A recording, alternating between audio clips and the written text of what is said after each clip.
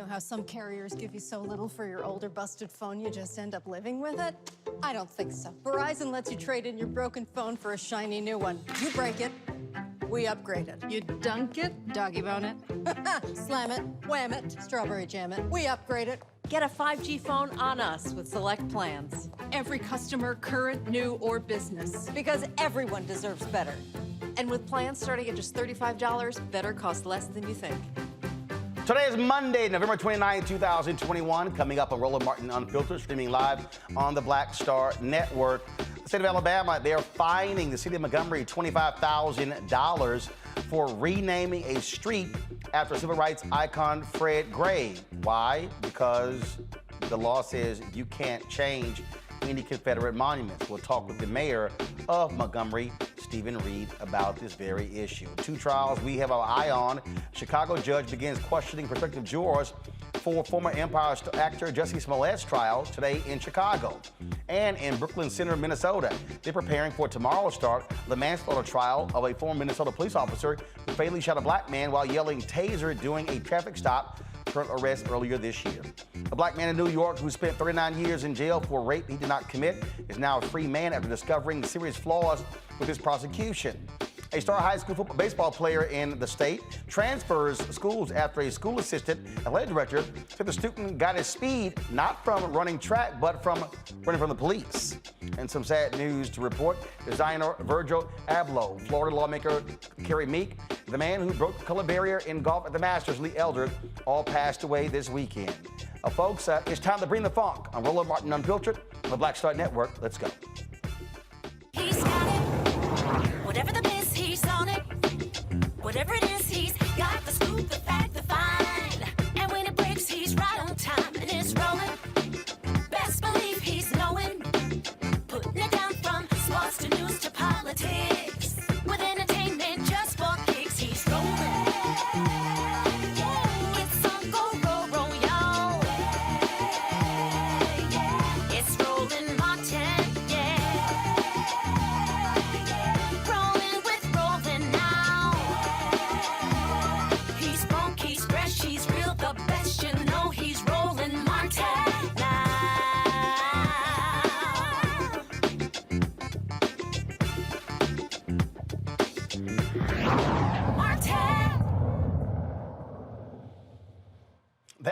the Alabama Attorney General's office says the city of Montgomery owes the state $25,000 for changing the name of a street that held the name of a Confederate president. In a letter to the city, the Alabama Attorney General's office said the city violated a 2017 state law protecting Confederate monuments and other long-standing memorials. Last month, Montgomery city leaders renamed Jeff Davis Avenue for longtime civil rights attorney Fred Gray, who represented Rosa Parks, Dr. Martin Luther King Jr., and others. Now, of course, there was a major ceremony that took place in the renaming of this. It was a pretty big deal in Montgomery. But your Republican lawmakers, they have been staunch defenders of racist Confederates in that state. Joining us right now is Mayor Steven Reed. Mayor, glad to have you back on Roland Martin Unfiltered. Same thing happened in Montgomery, where they find the city there when Mayor Randall Woodfin took down a major Confederate statue. What's quite interesting, Republicans love talking about local control, yet they don't want local control when it comes to what you do in your state, in your city, when it comes to Confederate monuments. Absolutely, Roland. Thanks so much for having me. You're exactly right. You know, the hypocrisy, once again, is being shown, I think, by the actions taken by the state in this case. Republicans like to speak about home rule. They like to speak about the power of local government, and they like to speak about why they don't like federal government overreach. But yet at the same time, you see them doing that from state legislatures all around this country when it comes to cities, in particular cities that are majority-minority cities. And this is one of those instances where we knew it was the right thing to do, to take down the name of Jeff Davis Avenue and rename it after attorney Fred D. Gray. And we're proud to do that. And, you know, no case or no fine is going to stop us from moving forward, because there are also other things that we have to reevaluate, whether it be the other names of other streets, parks, or other entities that are named after Confederate soldiers and leaders that just don't fit where we are right now as a city and should have never been honored in that way in the first place. Well, again, you know, this was a move by Republicans in that state. They have been staunch defenders of the Confederacy. I mean, Alabama still has a Jeff Davis holiday.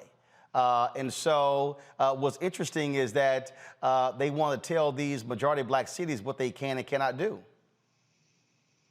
You're absolutely right. And I think, you know, what we're trying to do as mayors is, you know, push our vision for a new Montgomery, or in Mayor Woodfin's case, a new Birmingham forward. And really we want to turn the page on the past.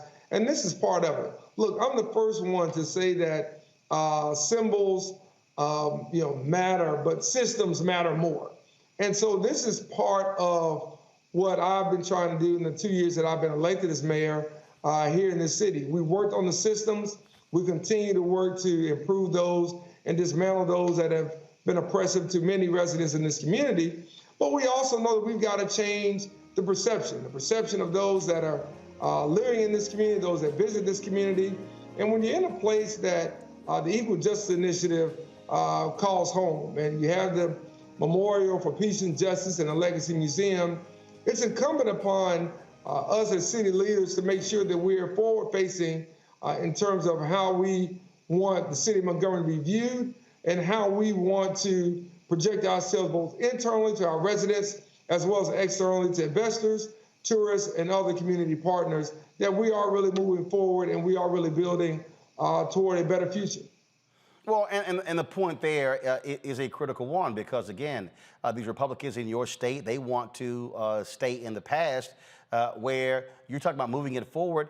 And why shouldn't the residents of the city decide who they're going to honor, as opposed to white Republicans in Alabama trying to honor these old racist white relics who lost? You know, listen, I think it's one of those cases where this was a reactionary measure that was taken after, you know, cities like New Orleans and others around the South in particular started taking down statues and started changing names in a reflection point of where we were as a nation. And you saw this overreaching law come out and say not only did it apply to statues, but it applies to other monuments as well. Applies potentially to schools. Does it apply to streets? And those are things that we're questioning from our standpoint is, where does it stop and where does home rule begin? And that's what we can't quite figure out because the rules keep changing without legislatures really making laws like this on the fly, based on emotion, and not really based on the true concept of law as it should be applied to municipalities or to states themselves when it comes to issues such as this. So is it a one-time fine or is it a recurring fine? It is a one-time fine, but the concern here is, as I mentioned, we've got two high schools, one named after Robert E. Lee, one named after Jefferson Davis, where I graduated high school from, that are right now being reviewed by members of the community to have those names changed. So the question is, are they going to be fined as well? We also put together a street renaming committee made up of our longtime state archivist here, Dr. Ed Bridges and many others, Dr. Howard Robinson, the archivist at Alabama State University, to really look at the names of streets, parks, and other entities. And they've come up with suggestions that are at least more than 10 that also should be renamed. So the concern that we have is, if we're fined on this case, can we pay it? Yes, we've had donors from in the city, in the state, and out of state offer to pay the fine at no expense of taxpayer dollars or no expense of the taxpayer itself. However, the question is, if we're really going about correcting the record, as I like to call it, and we move forward, and I plan to do so, with changing the names of other streets and parks and other facilities, then those fines do start to pick up. Those fines do start to add up. And the question becomes, are we better off challenging what the state has done? Dr. King once said law and order exists for the purpose of establishing justice. And when they fail to do so, they become dangerously structured dams that prevent the social progress. And that's really what we have to think about from our end here at the city is, where do you start and where do you stop where this is concerned? Can we pay the $25,000? Yes. But I think the bigger issue is, do we need to make a statement as it relates to legislative overreach coming from conservative state legislatures and what they are doing, in particular as it relates to cities and urban communities, not only here in Alabama, but throughout the state and throughout this nation. But again, you've renamed it. They're going to fine you. They can't force you to return it back to Jeff Davis Avenue, correct? That is correct. Okay. All right, fine. Give them the damn money. All right, all right, fine. What else to take down? Okay. Mayor Steven Reed, we appreciate it. Thanks a lot. Hey, always good joining, Roland. Thanks so much. Keep up the great work. I appreciate it. Thank you so very much. All right, folks, bring my panel, Dr. Julianne Malveaux. She's the Dean of College of Ethnic Studies, California State University, Los Angeles. Dr. Omekongo Dibinga, Professorial Lecturer, School of International Service, American University. Maurice Davis, Civil Rights Attorney. Glad to have all three of you here. Here's the deal, Julianne. All right, y'all want the money? All right, here it is. Fine. Take them racist ass symbols down. Hey, GoFundMe. This is easy to deal with. I know there are all kind of people all over the place who say, just get rid of this, mess. I applaud the mayor and I applaud their street renaming commission as well as what they're doing with the schools. There is no way that a Black child should go to a school that's named after any Jefferson Davis. It's just untenable. So this has been slow coming, but the energy of the Black Lives Matter movement, the energy that has been generated after the murder of George Floyd, all that energy is showing up now in terms of ways that we change things. And so I am just excited for Brother Mayor for, in some cases, leading this charge. And as he said, the Equal Justice Initiative is there. It's where we've been documenting lynchings, 5,000 of them. So how dare they think that the people who lynched deserve monuments? So the question, Maurice, you heard the mayor there, they should be challenging these laws. Can they? Do you have a case? Because again, the law they passed, it said that no changes can be made to Confederate monuments unless approved by the state. Absolutely. I think it's a violation of equal protection. There's definitely a case.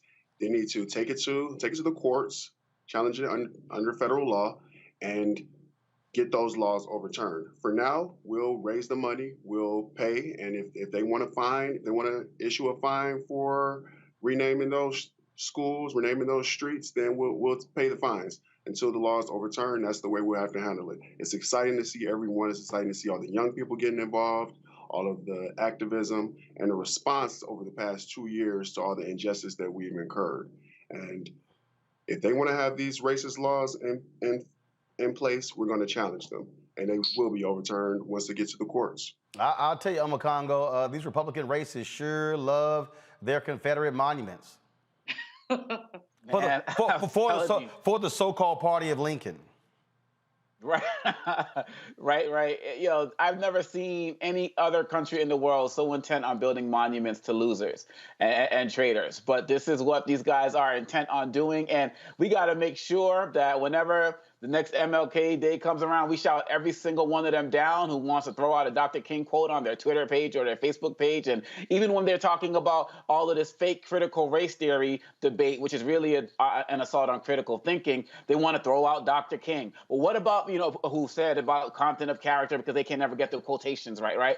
But what about the people like attorney who defended him?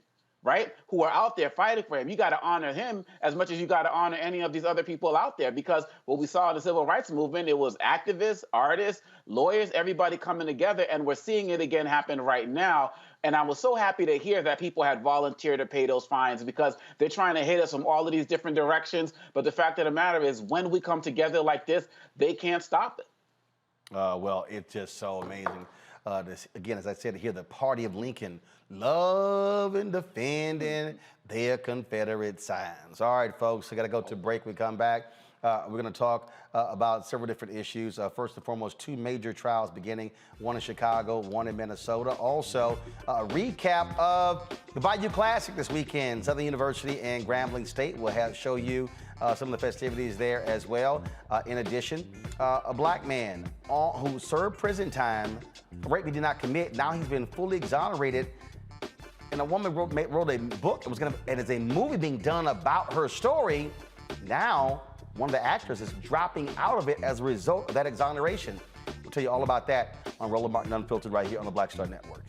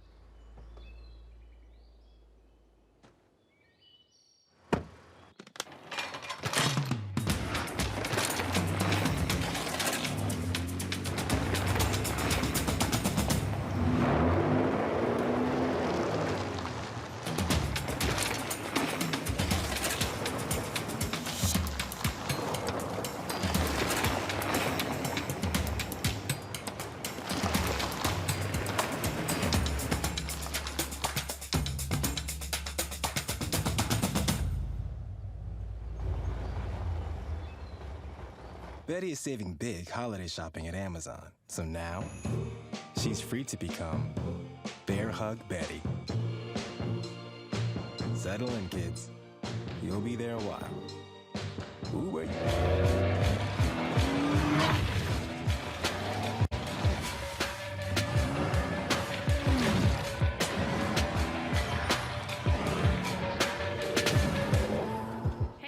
Stevens West. Yo, what up, y'all? This is Jay Ellis, and you're watching Roland Martin Unfiltered.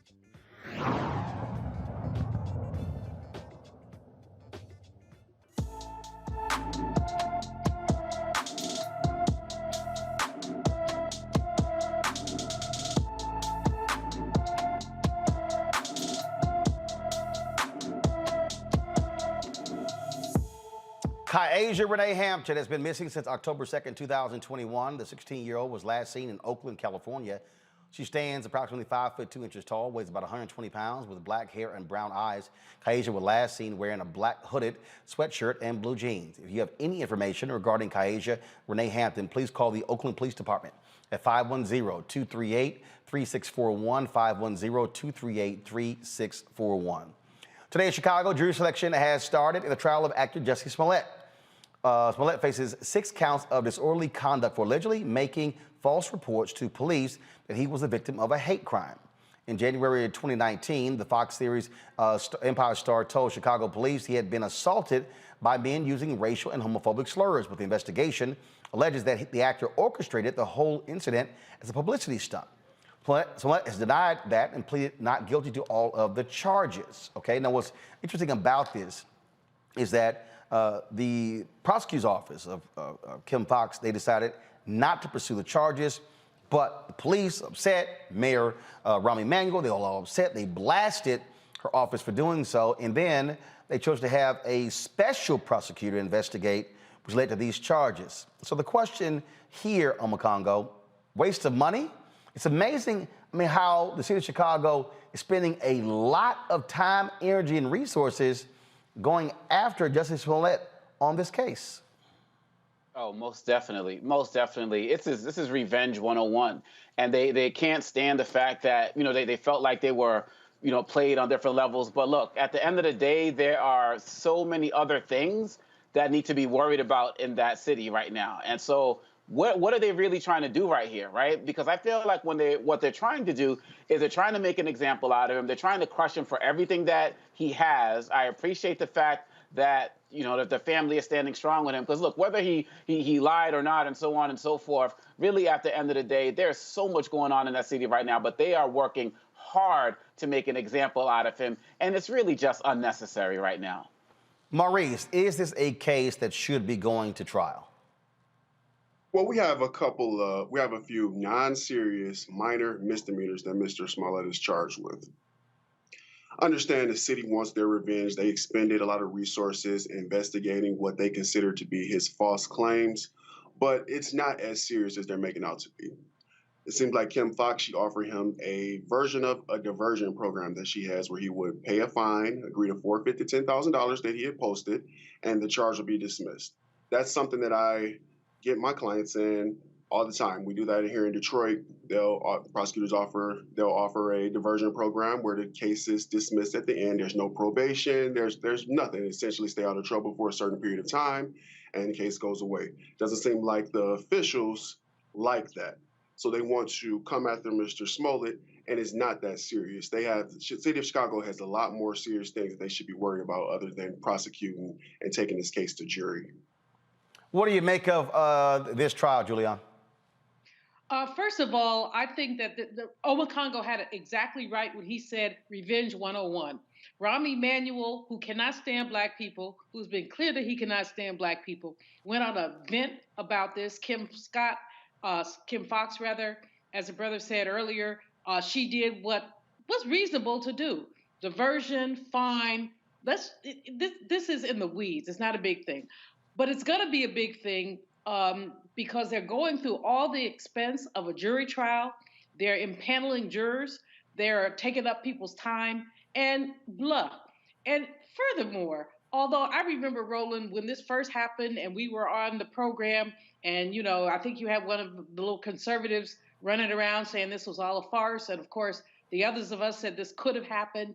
And it's still, while it might not have happened the way that Smollett laid it down, these brothers do not have clean hands. So if he is being prosecuted and you want to do a full prosecution, prosecute them too. And unless you're willing to do that, I think the sort of diversion thing was the right thing to do. It wasn't a perfect situation. It's still not a perfect situation. This should not be going to trial. They should not be spending a week earlier to, this is hundreds of thousands of dollars of people's time, effort, energy. Give me a break. All right, folks, let's talk about a real trial. Jury selection is set to begin tomorrow for the former white Minneapolis police officer, Kim Potter, who shot Dante Wright during a traffic stop in April. Potter faces first and second degree manslaughter charges for the shooting. Of course, the prosecutors will not have to prove Potter intended to kill Wright, but that she acted recklessly and her mishandling of the firearm led to his death. Maurice, this, of course, got lots of attention. And this, of course, a case that follows the George Floyd case last year, where Derek Chauvin was found guilty. You had the body cam video here as well. You have cops who say, look, this should not be prosecuted because it was a mistake. Yeah, but a mistake leads to a man being killed. And I'm not so sure it was a mistake. Mm-hmm. Explain. A taser, what did you say, Roland? Explain. A taser weighs a lot less than a firearm. It's approximately 4 times the weight of a taser. You pull it from a different part of your body. And any trained officer knows when they're pulling their firearm. She's been on the force for years. She pulled out this firearm. She's holding it. She's yelling, taser, taser, taser. And then she fires the firearm. She knew exactly what she's doing. And I think they should have charged her with intentional homicide. I think the charge, as charged, first-degree manslaughter and second-degree manslaughter, I think it's going to be easily provable. And I don't see any way that she can walk away without being convicted of this. Julian. Oliver Grant, Oscar Grant, was killed by Mr. Meserly, a police officer. The same thing. He said he thought he went for his taser, but he killed him with his gun. There are strict protocols around tasers and guns. One is on one side of your body, one is on the other side of your body. As the brother said earlier, they weigh a different amount. This is not a mistake. This is stupidity combined with malice. And that's what this woman needs to be convicted of. She said it herself when she said, I'm going to jail. Well, you know what, girlfriend? I hope you prophesied correctly, because she understood how wrong she was. And I don't know what that was about. Was she attempting to intimidate him with a gun? What was she doing? But it was wrong. And we have to stop these constant massacres of Black people by these ignorant, malicious, white police officers who think they can do whatever they want to. I'm a Congo. Man, I'm nervous about this one, to be quite honest, because as the story became more well known to us, I've heard stories about officers who have intentionally shouted out taser when they were going for their gun because they knew that they were being recorded. And so part of me wonders if that's intentional. I'm wondering about her getting on the stand and crying in those tears. You know, they worked for Rittenhouse. They didn't work for the McMichaels. We understand that. But, you know, white female tears, I mean, that can be a whole thing. And she definitely has demonstrated, you know, a certain level of remorse that we never saw from somebody like a Derek Chauvin. And so those types of things, I know we got Keith Ellis in there in Minnesota and everything, but those types of things make me weary about where this case is going to go, even though the facts seem to be very clear about what happened. And yes, you make mistakes and you got to pay for your errors. And she should have to pay as well. Again, it is a interesting case that we'll be watching. Again, it begins tomorrow in Minneapolis. All right, folks. Now this story is quite interesting. He spent 39 years in prison for a crime he didn't commit. Now the man accused of raping Lovely Bones, author of Alice Sebold, has been exonerated. A New York judge cleared Anthony Broadwater of raping Sebold when she was a student at Syracuse University. Here's what happened during and after Broadwater's hearing. Sully these proceedings by saying, I'm sorry, that doesn't cut it. This should never have happened. And I will say to Mr. Broadwater that I assure him that it will never happen again, that we will never let junk science into a courtroom in this county. I think, as Mr. Fitzpatrick has pointed out, Mr. Broadwater cannot get those 16 years back. But based upon my review of the motions and the representations of counsel, this court grants the defendant's motion. They take his conviction, and the indictment is hereby dismissed. Thank you, Judge. That concludes the proceeding. Thank you, Your Honor. Thank you, Judge. I couldn't help but cry. The relief that a district attorney of that magnitude would side with me concerning this case, it's so profound. I did everything I could do to always show people that, hey, I'm never that type of guy. I never could be that type of guy. A lot of doors been slammed in my face for jobs. She wanted children. I wouldn't bring children in the world because of this. And now we're past the age we can't have children. Ruined his life. His life has been ruined over this, you know, not just incarceration, but wrongfully being labeled a sex offender. These are things that he will never get back. So she wrote this book, and it was being made into a movie that is actually in the works on Netflix. But here's what's interesting here. It was actually the movie, Julian, that led to all of this. The folks who were working on the script, they discovered there were discrepancies between what she writes in the book and the actual case. One of the writers then hires a private eye to check the stuff out. Well, all of a sudden, first of all, the man had been in jail for 16 years. But all of a sudden, they found out that something was awry. They then reach out to him to pass it on. He then actually hires an attorney. That is what actually led to this exoneration. Now, again, the man here, first of all, Broadwater, he went to prison. He was released from prison in 1998, okay, when he was 38 years old. But this has been over his head for all of these years, and he finally gets exoneration. But it was the movie, the Netflix movie, that actually led to this. And as a result of the exoneration, the actor, Victoria Pedretti, she's dropped out of the movie. A previous executive producer also dropped out of the movie. She was supposed to play Alice Sebold. She says can't do it now because of this. And she's absolutely right. Who wants to play a lying piece of you-know-what who caused a man 16 years of his life? When he was crying, I want to cry too. He has lost so much. And, you know, white women clutching their pearls and putting their fingers on black men, it's got to stop. I didn't read her book, and I wouldn't read it if somebody sent it to me. I think that this is just disgraceful. But a widely noted author, I mean, perhaps she was mistaken, but she's held by this story, turned it into a book, turned it into a revenue source, turned her fake rape with her false accusation of this black man into a revenue source. Netflix needs to trash this movie. Her royalties need to go to this brother. This is more egregious than anything I could possibly imagine. So what happened here was that she identified him in court, even though identifying someone else earlier. Mm-hmm. That right there, Omakongo, and again, as they began to look into this, they said, look, there are just way more problems with this. She really couldn't identify who committed the rape, but it got pinned on him. At the time, a 22-year-old Marine.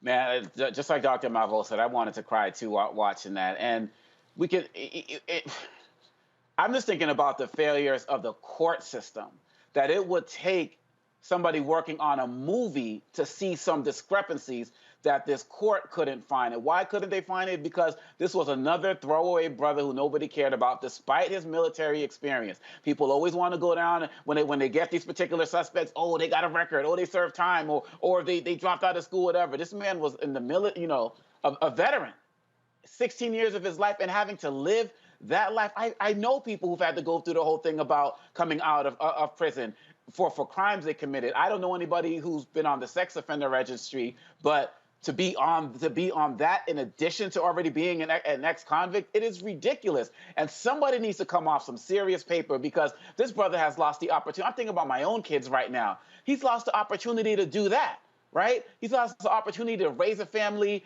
do things for the community, further serve his country, because he was in the Marines.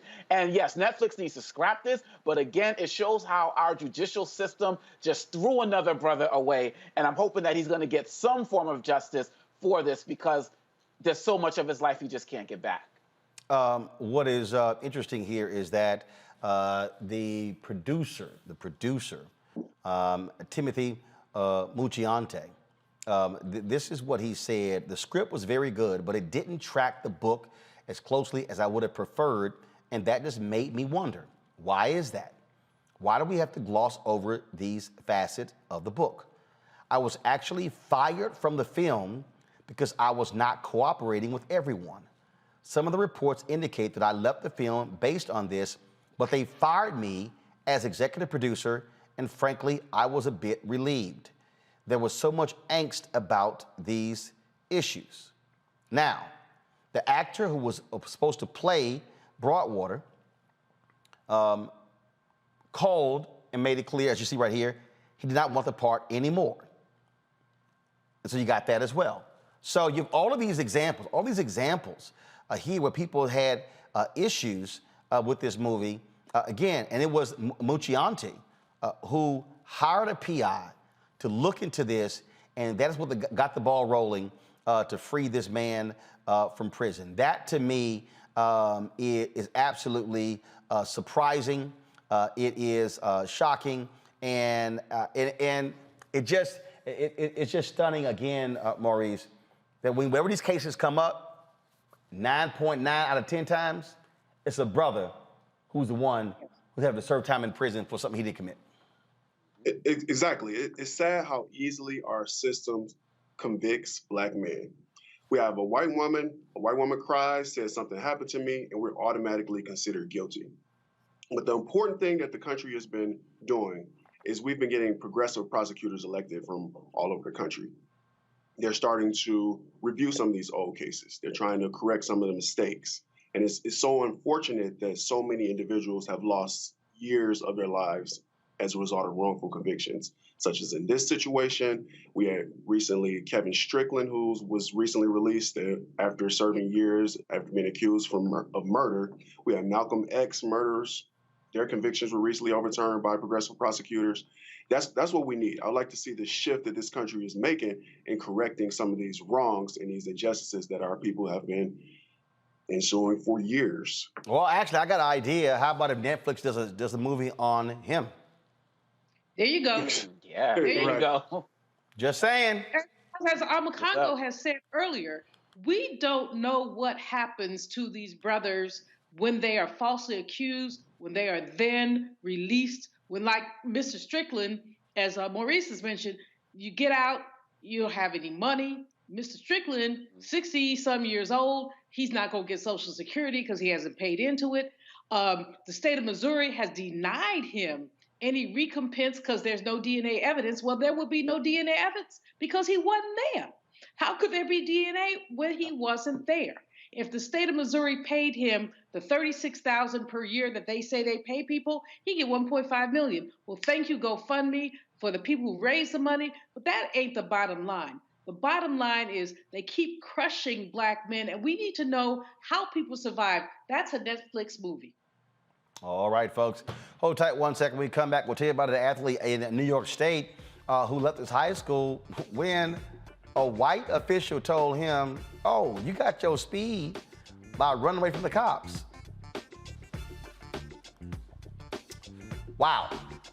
And we remember the great golfer Lee Elder, who passed away this morning. In addition, Congresswoman Carrie Meek, a lawmaker out of Florida, she also passed away. In addition to a prominent young designer taken too early as a result of cancer. Plus, our recap of the Grambling Southern action this weekend at the Bayou Classic. You're watching Roland Martin Unfiltered on the Black Star Network.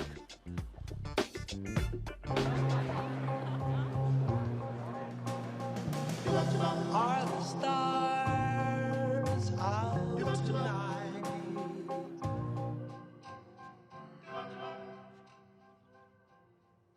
Alexa, play our favorite song again. Okay. I only have eyes for you. Oh, that spin class was brutal. Well, you can try using the Buick's massaging seat. Oh, yeah, that's nice. Can I use Apple CarPlay to put some music on? Sure. It's wireless. Pick something we all like. Okay, hold on. What's your Buick's Wi-Fi password? Buick Envision 2021. Oh, you should pick something stronger. That's really predictable. That's a really tight spot. Don't worry. I used to hate parallel parking. Me too. Hey. Really outdid yourself. Yes, we did. The all-new Buick Envision, an SUV built around you. Once upon a time, there lived a princess with really long hair who was waiting for a prince to come save her. But really, who has time for that? Let's go. Feeling myself. I'm feeling She ordered herself a ladder with Prime one-day delivery, and she was out of there. I want some hood girls looking back at it and a good girl in my tax bracket. Now, her hairdressing empire is killing it. And the prince? Well, who cares? Prime changed everything. But I'm back at it and I'm feeling myself. Hi, everybody. This is Jonathan Nelson. Hi, this is Cheryl Lee Ralph, and you are watching Roland Martin, Unfiltered. All right, folks. Quite an interesting story here. Star athlete Tony Humphries is transferring from Iona Preparatory School in New Rochelle, New York, after the assistant athletic director, Bernard Mahoney, made a racist remark to him. Now, Humphrey is a baseball player, signed up to run track. Now, he's a major athlete, already deciding where he's going to go to a major Division I school. Now, Mahoney asked Humphrey why he wanted to run track. Well, Humphrey said he wanted to gain speed for baseball. What did Mahoney say to him? Oh, he gained his speed by running from the police. Humphrey was pissed off, so he came home, told his parents, and they're like, you're transferred to the public school. Humphrey said he's experienced racist incidents before and reported to school officials, but nothing was ever addressed. Humphrey announced his transfer on his Twitter account, quote, I'll be continuing my high school career at home. Pumped to return to Walter Panis and will bring a championship back to Cortland. Mahoney has since resigned. Students staged a walkout as well in support of Humphrey. You got your speed by running from the cops. How about that, Omakongo? Wow. Wow, man. First of all, he should be fired. He shouldn't have an opportunity to resign. And I work in schools, public, private, and charter all across this country, and this happens on a regular. I really respect this young brother for exercising his agency. We're seeing guys younger and younger exercising their agency and their choice to understand their value, to let them know I don't have to put up with this. There are a lot of other kids who don't have that same level of platform or fame to be able to make a move like that, and they're kind of stuck in those situations. But I'm hoping that this will further call that out because it's happening more often than we know. And kudos to those students also. But look, man, this happens all of the time. And this is not, I'm sure this is not the first instance, because the brother said that there have been many instances of this happening. And I really believe that these guys really got to get on point in terms of understanding that these kids are waking up. They've been inspired by people like Colin Kaepernick and just so many other people out there, and they have a platform as well. I'm sure that this brother has more followers than the guy who resigned. So they're going to be drawing more attention to this, and these schools better get on point right now because there's going to be a lot of cameras showing up on these doors as these stories start to come out even more. Julian. You know, first of all, I got to give kudos to my alma mater, Boston College, for he has chosen to go there, and I'm excited about that. And I hope that BC acts right, and usually they do, but not always. These PWIs don't always know how to act around our people. But secondly, I think that that Mahoney, whatever his name was, should never be allowed to work with young people again in his whole entire lifetime.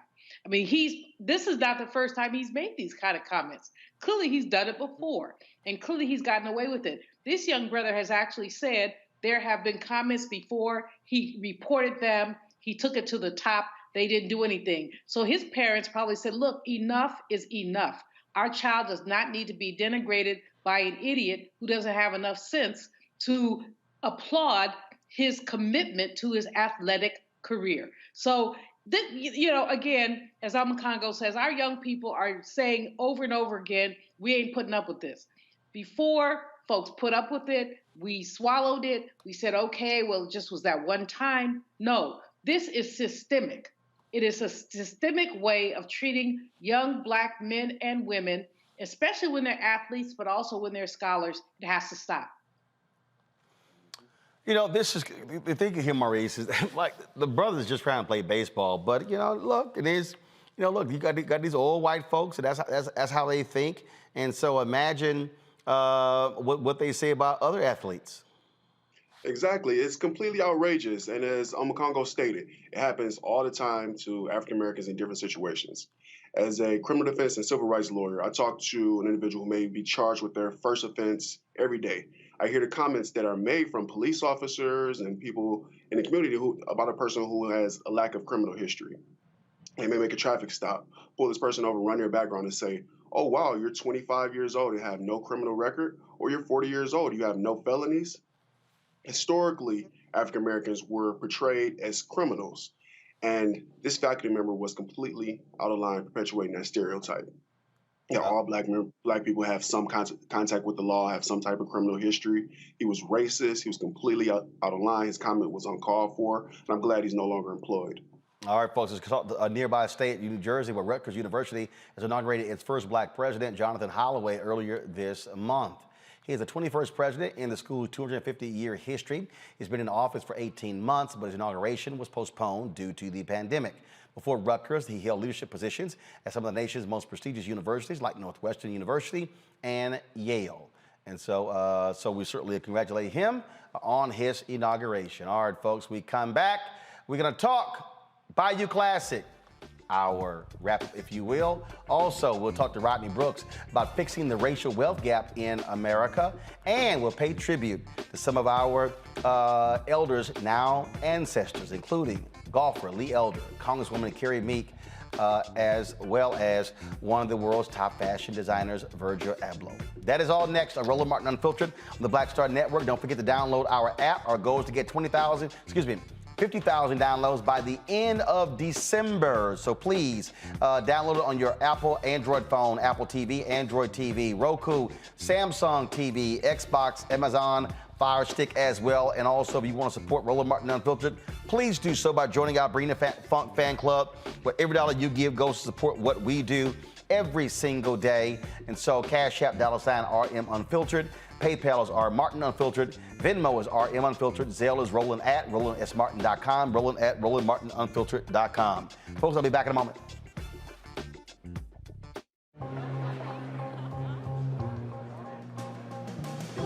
Are the stars out tonight?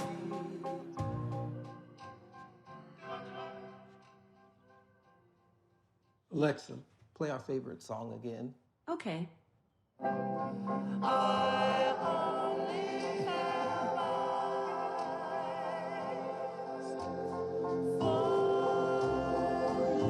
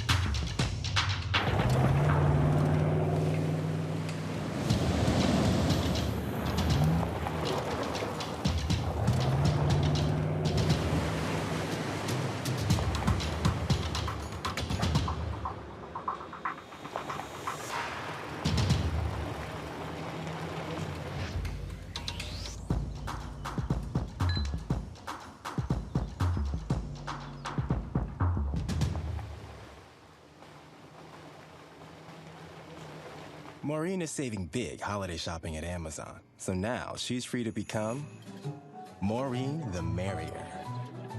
Food is her love language, and she really loves her grandson. Like, really loves. Hey, I'm Donnie Simpson. What's up? I'm Lance Gross, and you're watching Roland Martin Unfiltered.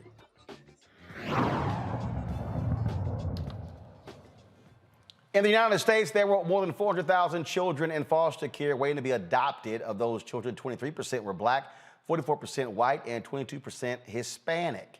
In 2020, more than 50% of adoptions that involve a public agency were for white children, 17% were black, and 20% were Hispanic. November, of course, is Adoption Awareness Month. Joining us right now is Jasmine Sanders, who joins us from Los Angeles. Jasmine, glad to have you on the show. So let's talk about this issue. Why is adoption so near and dear to you? First of all, thank you so much for having me on the show. I appreciate it. I follow you on social media. You've been on our show several times. It's my first chance being on your show, and what a wonderful opportunity to talk about adoption. First of all, I'm adopted. And for many years, it was a subject that I did not feel comfortable speaking about. I didn't talk about it, A, because I was ashamed, and B, because there were so many misconceptions about adoption, about children who were adopted. And I said once I got a big enough platform, I would use every opportunity that I had to try my best to dispel those notions and convince people that, you know, children who are in need of families, there's no need to be afraid of them, that we need love like anybody else. And so every opportunity that I get, even outside of November, I talk about adoption and I try to spread as much information, true information, as I can. And when we look at these numbers, I mean, there's so many African-American children who go without. So what about the outreach? What about that effect? Because we look at the numbers, an increasing number of Americans are deciding not to have children. Right.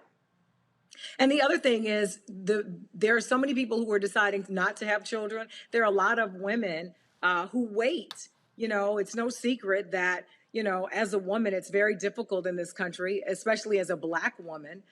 We spend the majority of our lives working and climbing that ladder of success.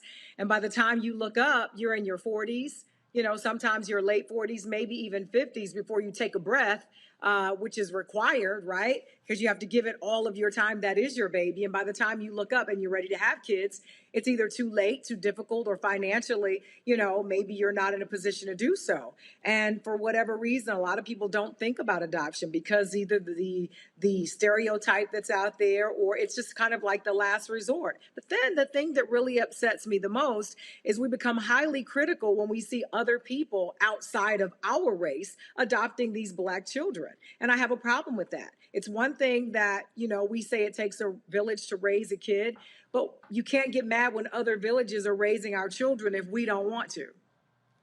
Questions from our panel. Let me start with you, Maurice.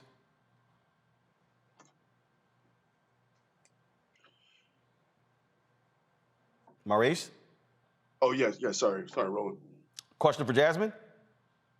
Yeah, Jasmine, so how long have you been in this business?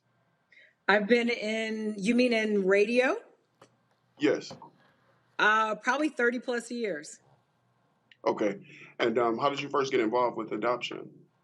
Well, as soon as I got into radio, because I found out very early on that I was adopted. I found out when I was about maybe 11 or 12.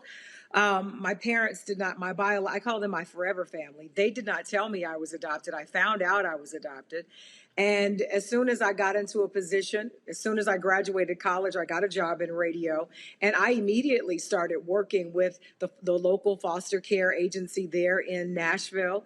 And every city that I've worked in, every community that I've been in, I've tried my best to do some sort of event or get involved locally, working with agencies that deal with foster kids, or even people who are actually trying to adopt kids, or even people who've been adopted and are trying to find their biological families. Yeah, I think that's great. Yeah, my mom, she actually had foster children in our home when we were growing up. We had approximately about 10 or so foster children. She would take them in when they were having problems with their family. Oh, wow. Kudos to your mom. That's awesome. Yeah. That's awesome. Yeah. So you understand that, well, you know, they're just children. They need love too. Yeah, absolutely. Absolutely. Question from Omakongo. First of all, Ms. Sanders, thank you for all of the incredible work that you've been doing over these years. I have a little bit of a concern about older kids in the foster system. You know, we hear all of these terrible stories, and the question I have for you is, for those of us who may not be adopting but have a passion for these older kids who are in the system. Are there ways that we can network with, support, become mentors? Are there programs out there that allow people to have that type of engagement with them? There absolutely are. All you have to do is Google. It's readily available at your fingertips. And the thing is, if you really just take a moment and consider how awful it must be to know that either your mother left you or you were removed from the home of the only family you've ever known. You've been placed in a system where they care very little about you. There's no one there to care for you, to listen to any problems that you may have. Everything that you own is in a trash bag. So by all accounts, everything around you says that you mean nothing. You are nothing. Society is not paying any attention to you. One time out of the year, you have 30 days that is dedicated to, hopefully, whether it's the media, TV, some kind of campaign that's bigger than, because this is also Pet Adoption Awareness Month. So you are also in competition with dogs and cats. So that's what you're up against. So can you imagine what you're dealing with as a young person? Maybe you're 12, 14, 15 years old. What kind of adult do you think you would be? So my thing is, when you're thinking about these young kids who are in these organizations, give of your time. Sometimes all they need is just to hear someone cares about them, that someone is concerned about their well-being, that you care about their heart is broken. You care that they don't feel as if they are worthy of someone listening to what a terrible day they had. We already know how it is as adults in this world. It's hard out here. And so we have family, we have friends, we have Facebook, Instagram, we have all of these things at our fingertips. Imagine having nothing. Julian. Yeah. Thank you. First of all, Jasmine, thank you for sharing your story and for putting a face onto the adoption issue, which I think is really important.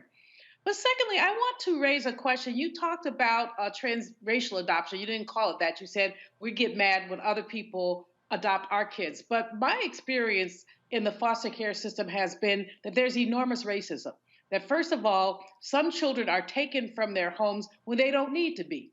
When you have some artificial rule that says you have to have one bedroom per child. I would just spend Thanksgiving at the house I grew up in. I'd look around there and say, how did my mother raise 5 kids in this itty bitty house? And one bathroom, and we figured it out. But the second thing is when Black folks who have limited resources want to go to adopt, they also often have challenges. And I have at least 2 sister friends who've tried to adopt. They got to that age, as you said, you get to be about 50. You didn't have the kid. Now you want one. But if you don't have the money or the partner or this, you can't get one. So while I agree with you, any port in a storm for a child is important. But what can we do with the foster care system to eradicate some of the racism there that makes it more difficult for Black folks to adopt our own? I agree 1000%. But I think, first of all, what we have to do is acknowledge that there is a problem. I think the biggest issue that I have is 30 days is not enough. 30 days is all that we allocate towards a system that we already know is completely broken.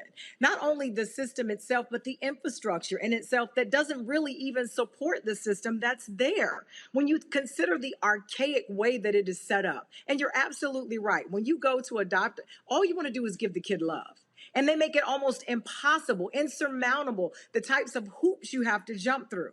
But my thing is, why are we not speaking out enough about this? Instead, the majority of the time, you would not imagine the number of battles that I have to fight with people just in a conversation about kids who are in the system. And I'm like, why are we fighting amongst ourselves, talking about these children, perpetuating the stereotypes about these children who really need love? So I think, first of all, it's acknowledging the problem and really sounding the alarm on a much larger scale. It has to be more than just a few of us who are fighting this battle. But if you think about it, in the midst of, the economic issue that we're up against, the social injustice in this country, there are so many other battles that we're fighting that unfortunately foster care falls so far down that it's nowhere near on even anybody's radar. When I go and talk to people, it's the last thing people want to talk about. Even during Foster Care Awareness Month, I get really emotional about it because I'm just grateful, Roland, that you would even give me this platform. It's hard to even get people to even give a moment's time to talk about this. And I know when December rolls in, all we'll be talking about is Christmas trees and Christmas gifts and 2022. And there will still be children waiting to be adopted, going into another year of wanting someone to love them, wanting a family, and still fighting these stereotypes and this broken system that's in place. So you're right. You know, how do we get people who are in position to really care to talk about this so we can take it to a higher level so that we can change the infrastructure that is so incredibly broken? I wish I had the answer to that, but I don't. All right. Jasmine Sanders, we certainly appreciate it. Thanks so much. Again, hopefully more people will look at the idea of adopting, especially the many African-American children who are looking for a home. Thank you so much for your time. I appreciate it. All right, folks, we come back. We'll talk about the racial wealth gap, how we can close it. Also, Thank you. We will talk about the fun we had this weekend, covering the Bayou Classic in New Orleans, the 48th annual Bayou Classic. We partnered with Coca-Cola on that, so we look forward to sharing that with you as well. Plus, we will pay tribute to three folks who are now ancestors, including golfer Lee Elder. Folks, you're watching Roland Martin Unfiltered on the Black Star Network. Are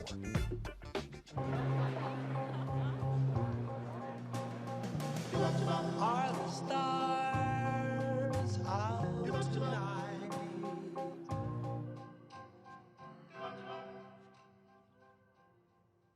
Alexa, play our favorite song again. Okay.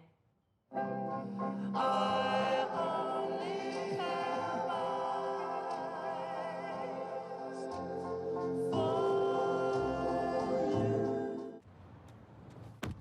Oh, that spin class was brutal. Well, you can try using the Buick's massaging seat. Ooh, yeah, that's nice. Can I use Apple CarPlay to put some music on? Sure. It's wireless. Pick something we all like. Okay, hold on. What's your Buick's Wi-Fi password? Buick Envision 2021. Oh, you should pick something stronger. That's really predictable. That's a really tight spot. Don't worry. I used to hate parallel parking. Me too. Hey. Really outdid yourself. Yes, we did. The all-new Buick Envision, an SUV built around you. All of you. Once upon a time, there lived a princess with really long hair who was waiting for a prince to come save her. But really, who has time for that? Let's go. Feeling myself. I'm feeling She ordered herself a ladder with Prime one-day delivery, and she was out of there. I want some hood girls looking back at it and a good girl in my tax bracket. Now, her hairdressing empire is killing it. And the prince? Well, who cares? Prime changes everything.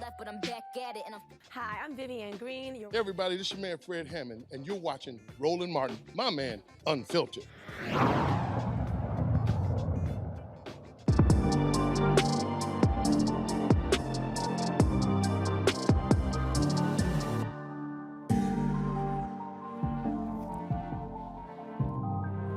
Folks, you've often heard us talk about the racial wealth gap. Of course, it has long plagued this nation. But what can you do to combat it? His new book is called Fixing the Racial Wealth Gap, Racism and Discrimination. Rodney Brooks provides financial literacy and security for Black Americans with the knowledge to build generational wealth. He joins us now from his home in Silver Spring, Maryland. Rodney, glad to have you on the show. And by the way, Rodney is, along with me, folks, a fellow inductee into the 2021 National Association of Black Journalists Hall of Fame. And so that virtual ceremony is going to be held on this Saturday. And so, Rodney, congrats on that. Thank you. Thank you. Thank you for having me today. All right. So, okay, we hear a lot about the racial wealth gap. And others, obviously others say the only way you can fix it is with reparations. Well, that requires hell of a whole lot. So if you're waiting on that, you might be waiting for a very long time. So the question is, what are you saying that can be done? Well, right now. Yes. Well, one of the things I really stress is financial literacy. You know, and we don't know enough. We don't talk to our children about money. We don't talk to our children about finances, and so. You know, the big part is just talking to your children, talking to that next generation about financial planning. And a big part of that is getting some financial help where you need it, which may involve getting a financial planner. And we know there are not, a whole lot of black certified financial planners, but there are some, and I think there's the Association of African American Advisors that can be a source. But if you need help, with your finances, and we know Black people don't invest in stocks, Black people aren't saving for retirement, so we know Black Americans need some help. So get it where you need it. And I try to make this thing as simple as possible and for us to think differently when it comes to money, Rodney. And I remember I was speaking in, there was a housing complex in Bryan, Texas. And I remember this woman, she was saying, look, I don't have no money. She says, I have no extra money. She kept going on and on. And then there was she had a soft drink. And I said, got a question. How much did that cost? And she's like, what do you mean? I said, what you're drinking, how much did that cost? And she said, well, what do you mean? I said, well, how much did it cost? I said, did you pay for it? She says, yes. Then she told me. I said, did you have to drink the soft drink? Could you drink water? Now, I said, that was $1.70. I said, so I just asked her, how many soft drinks do you buy a week? I said, how many bags of chips do you buy a week? And she looked at me and she said, so you're telling me that if I didn't buy the soft drink, I could save that? I said, yeah. I said, let's just talk about it. I said, if you didn't buy a soft drink and a bag of chips a week, that's $354, right? I said, in a month, that's $16. I said, in a year, I said, walk through it. She looked at me like I was crazy, and she said, is that simple? I said, yeah, actually it is. And I think part of the problem here is that we make this complicated when it's not complicated. But if somebody doesn't explain it to you in that way, then you really don't understand what it all means. Well, that's a really good point. It's simple, but you have to make some choices. And one of the things that concerns me is that when Black people are offered a 401k, many are not signing up for it. And that's what they call free money when your employer matches up to 4%. Because the person how they may be thinking, I can't afford to sign up for that 401k because I need all of that money to pay my bills. Mm-hmm. That's sort of how so I get that thinking, but what you're saying is, yes, you then have to adjust your bills to accommodate the 401k because you're going to need and want that savings. Yes, and when you can't wait until you're 50, 60 years old to say, uh-oh, I didn't save anything for retirement. Financial planners always say it's never too late, but it is. You're stuck in that cycle if you wait until you're 60 and say, okay, then you're stuck getting Social Security. And that's why I have, I stress compound interest. People saving money, and then that money is growing with interest, earning interest. And once you look at the numbers on that, it gives you a whole new perspective on saving. And once you start going into this as well, when you start looking at decision making, do you buy a car? Do you lease a car? How long do you do it? Do you pay it off? Things along those lines. I remember when I got my Navigator. This was probably 2008. My financial advisor, she said, don't buy it in cash. I said, yes, I will. And because I didn't want to have to sit, I wasn't going to sit there and pay the interest on it. Well, the same Navigator I've had 13 years. So I paid $49,000 for the vehicle. I haven't had a car in 13 years. Now, yes, there's been maintenance, things along those lines, but I made the decision because my deal was I sat down and I was like, wait, I'm not about to pay this interest on the damn car when I got the money right now. Well, actually, I'm glad you brought up cars because that's one of my pet peeves. And it's the way when you go to buy a car, the car dealers will talk to you about the payment, not how much the car costs, okay, and not how much the interest is.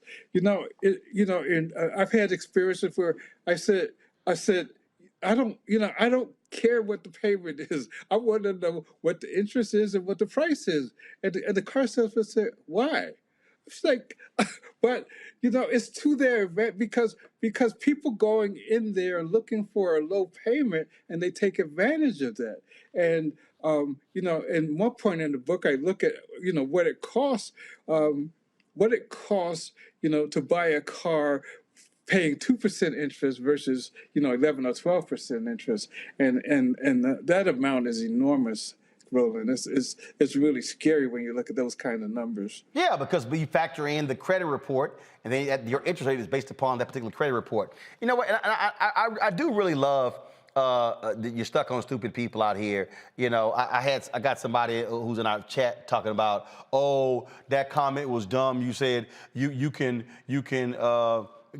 move your way to wealth by $1.70 at a time. Well, actually, you can. Because the whole point to the idiots out there, Bob Sanders, who's running his mouth on YouTube, the point of this is to get somebody in the habit of making different choices with how they spend money. And so if somebody right now is not saving anything, they literally have no saving. We ain't even got to investing. It's getting somebody started on the path of rethinking their spending habits. And so then when you do that, then you start thinking about, well, how much time am I eating out versus making my food? How much time am I spending on designer items versus I'm buying this? And so that's really what it is. And to your point, we often don't have folks having a conversation. Van Jones told me this here, his former wife is white. And Van said, when he said, when my wife's daddy calls her, the conversations they have about money are totally different than the conversations I have with my parents. He said, my parents are calling and it's about so-and-so need $300 for this or $400 for this. He said, whereas their conversations are about annuities and trust and things along those lines. He said, it's a totally different conversation. And so that's what I'm trying to get to for the fools out there who say, oh, you shouldn't be thinking that small. If you can get somebody who's saving zero, start saving $1 a week, at the end of the month, they're a hell of a lot further than they were at the beginning of the month.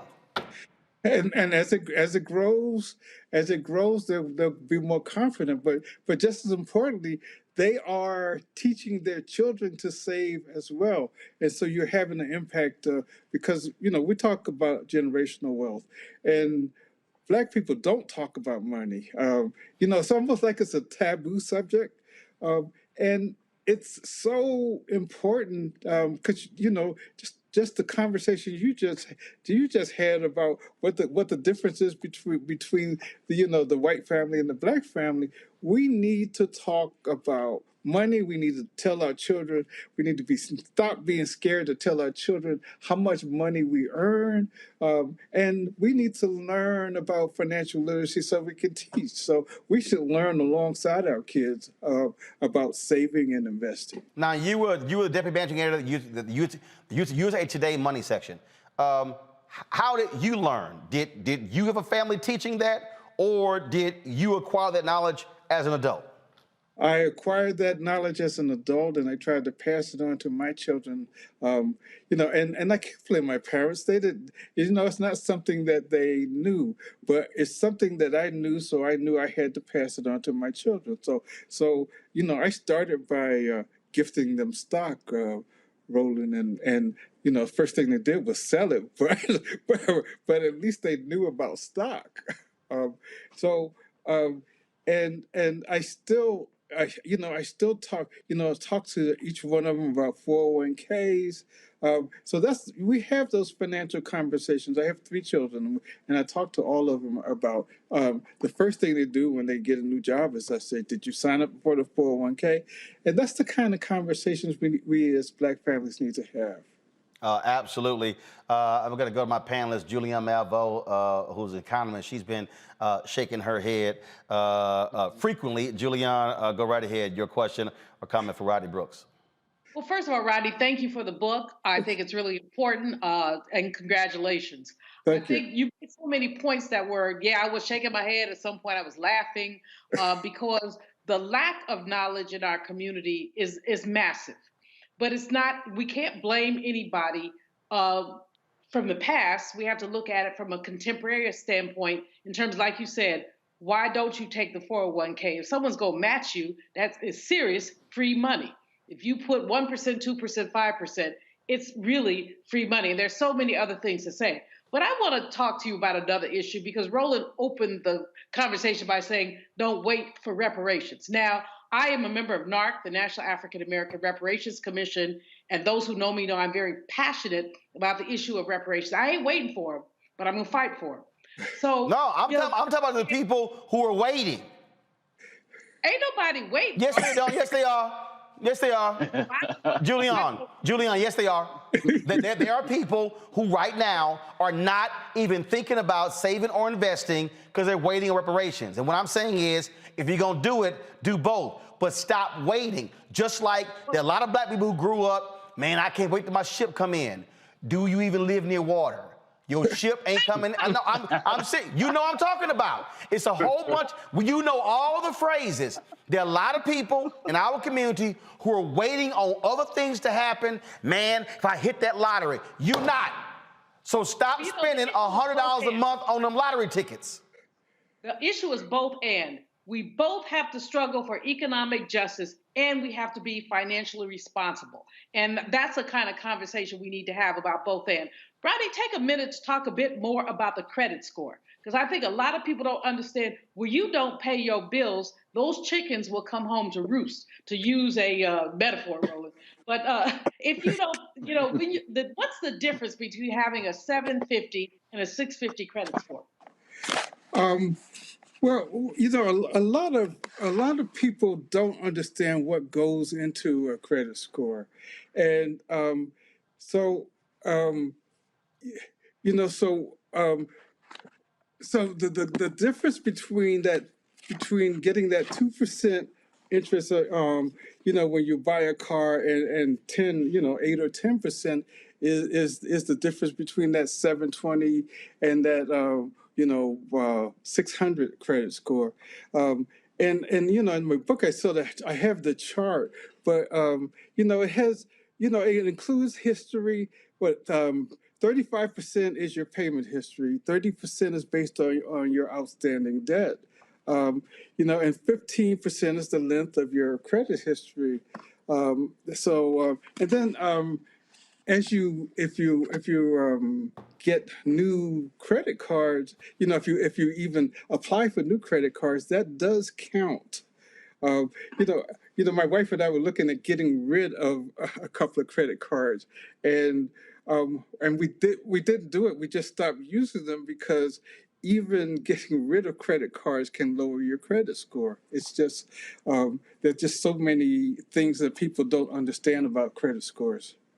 Well, I'll tell you, for me, I went through bankruptcy 2004 and then 2008, and my whole deal was, you know what? I started breaking down, what are you actually using credit for?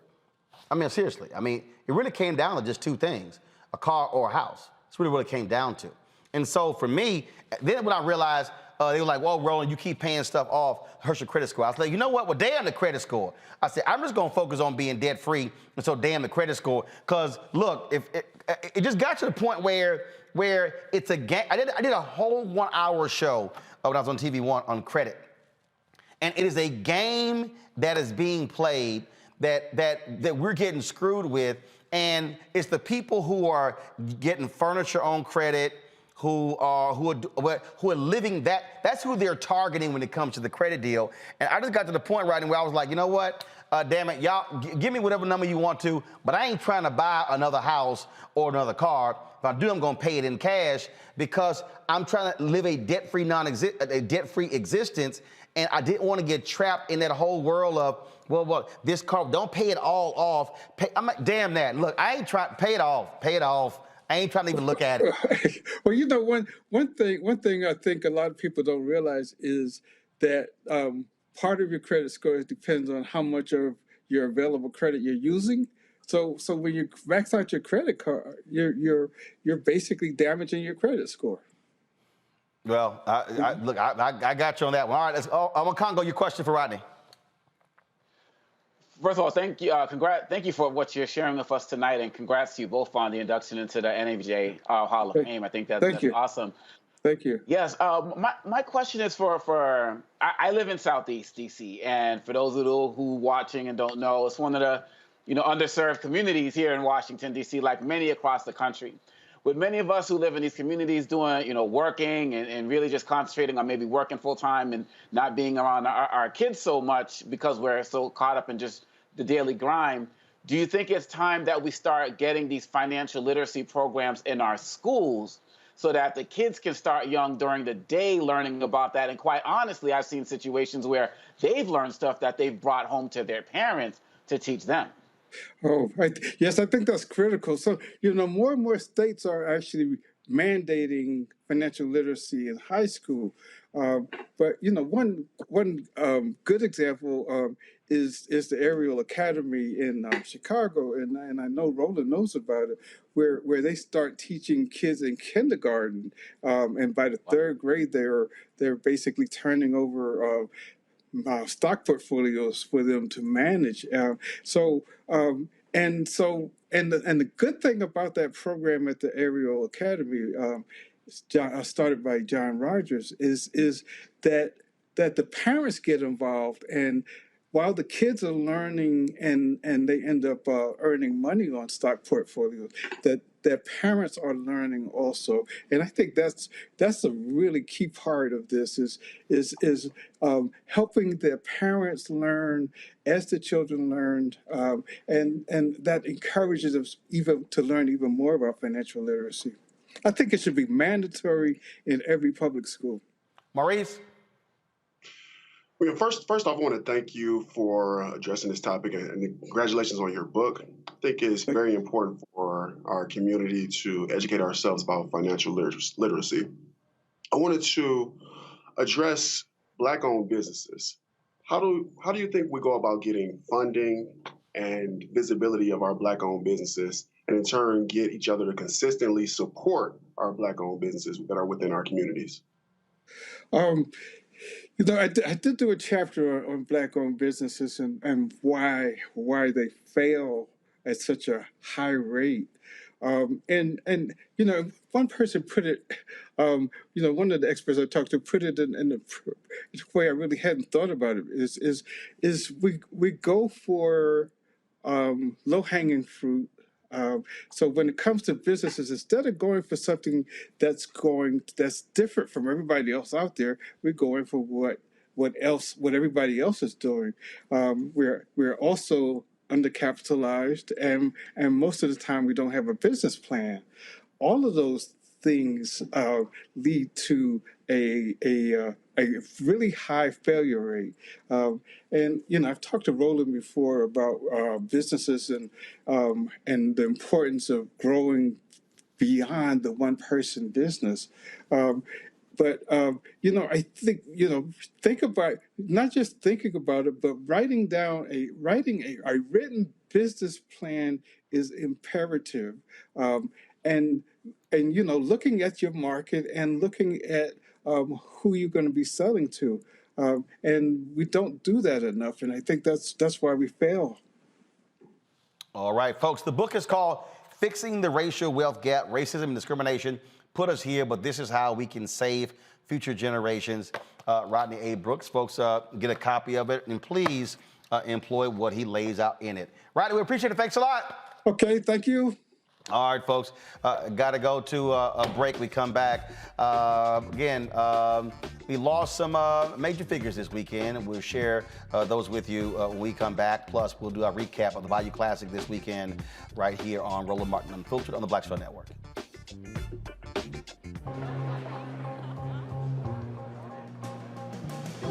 Are the stars out tonight?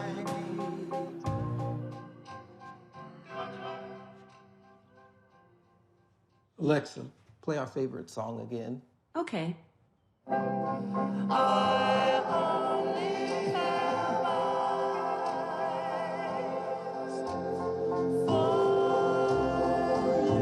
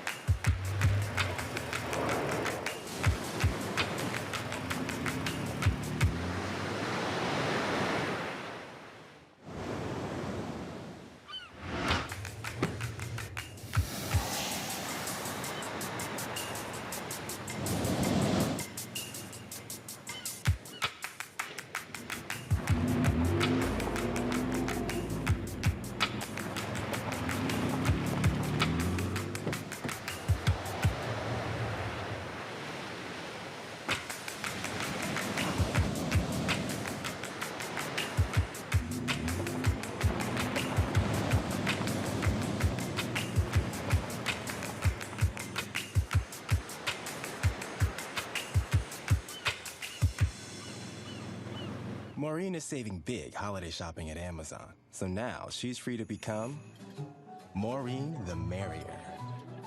Food is her love language. And she really loves her grandson. Like really loves. Y'all know who Roland Martin is. He got the ascot on, he do the news. It's fancy news. Keep it rolling. Right here. Rolling. Roland Martin. Right now. You are watching Roland Martin, Unfiltered. I mean, could it be any other way? Really? It's Roland Martin.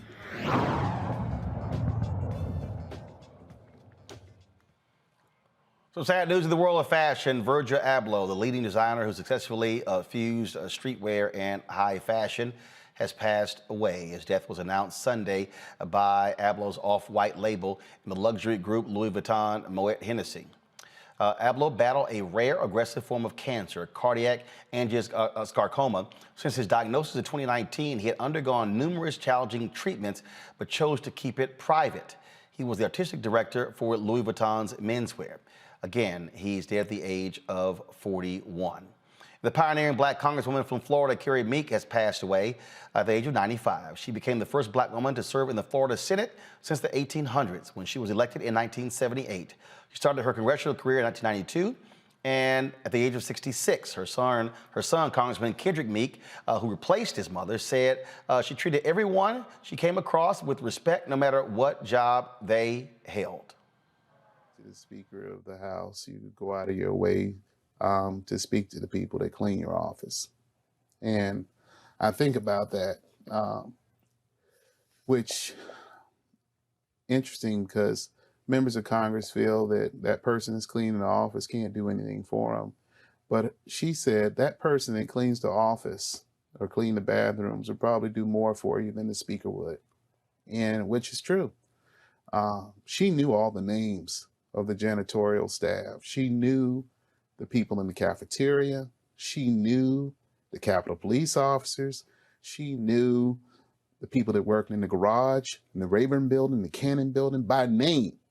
You know, not, hey, he works, or she knew them. And she would talk to them and they would, do things like, Miss Meek, the weather's changing, or this is happening, or that's happening. And that was her friend. Those were her friends here in this institution.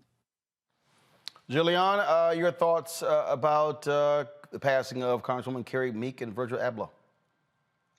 It was so good to see Kendrick talking about his mom. She really was one of the most dynamic, outstanding, and as he said, caring person.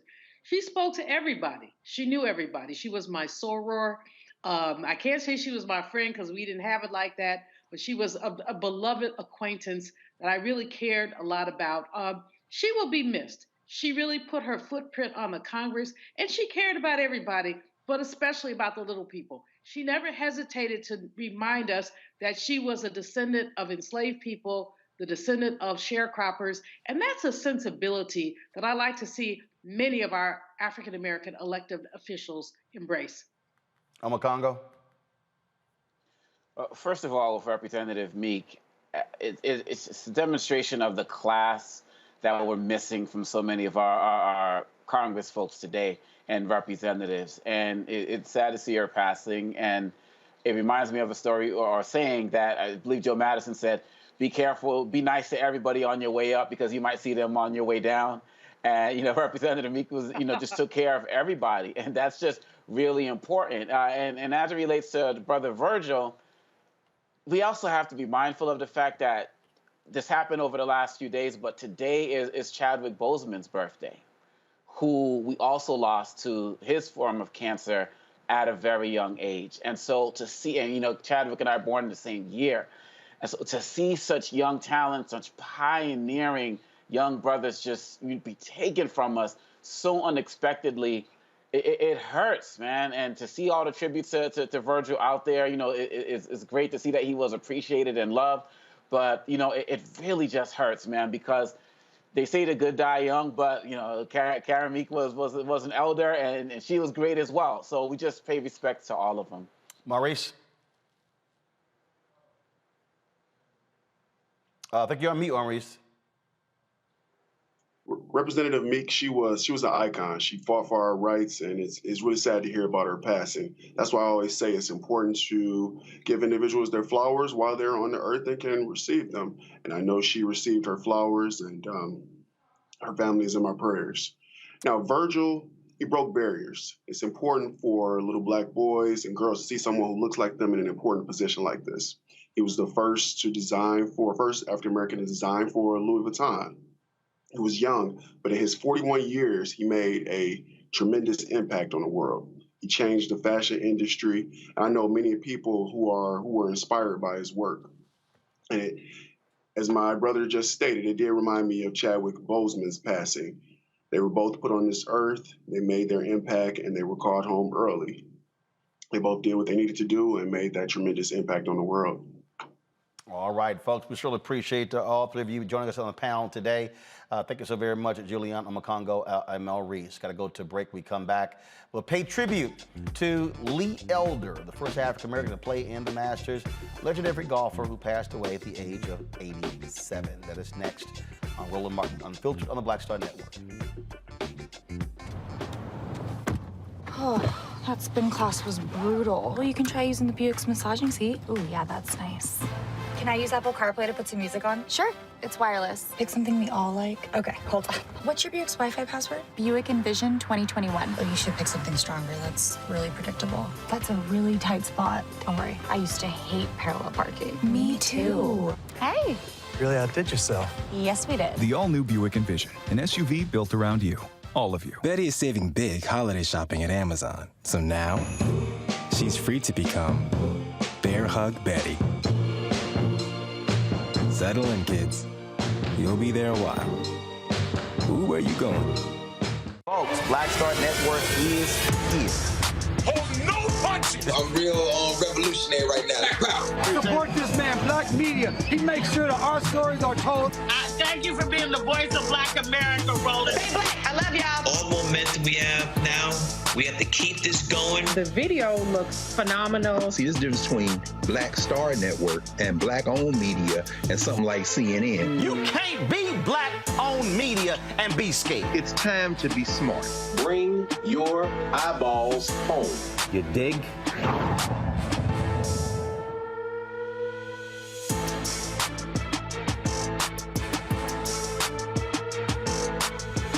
Hi, I'm Eric Nolan. I'm Shantae Moore. Hi, my name is LaToya Luckett, and you're watching Roland Martin Unfiltered.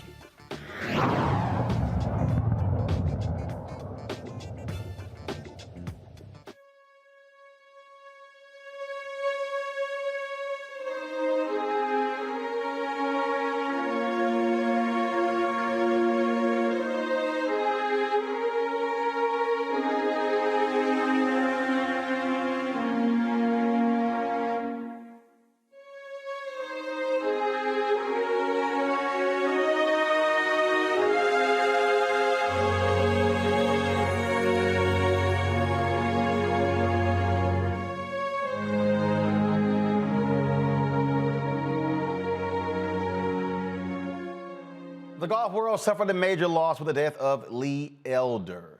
Folks, he, of course, was a tremendous force in the game of golf. Not only was the first African-American to play in the Masters, he also broke the color barrier in the Ryder Cup, making the 1979 American squad and going 1-3-0 in the United States 17-11 win over Europe. He won 4 times on the PGA Tour. In addition to that, he was a source of pride for many golfers and someone who they reached out to for advice and counsel. This year, he joined Jack Nicklaus and Gary Player as an honorary starter at the Masters for the first time. Health issues prevented Elder from hitting a ceremonial first tee shot, but he was recognized for his accomplishments. Lee Elder is the first black man to compete in the Masters, and in doing so, blazed a trail that will inspire the game of golf and future generations of players. We are delighted today to have with us a number of black golf professionals who are proud members of the PGA of America. They undoubtedly were inspired by Lee Elder and his message that the game of golf belongs to everyone. Today, Lee Elder will inspire us and make history once more, not with the drive, but with his presence, strength, and character. Lee, it is my privilege to say you have the honors.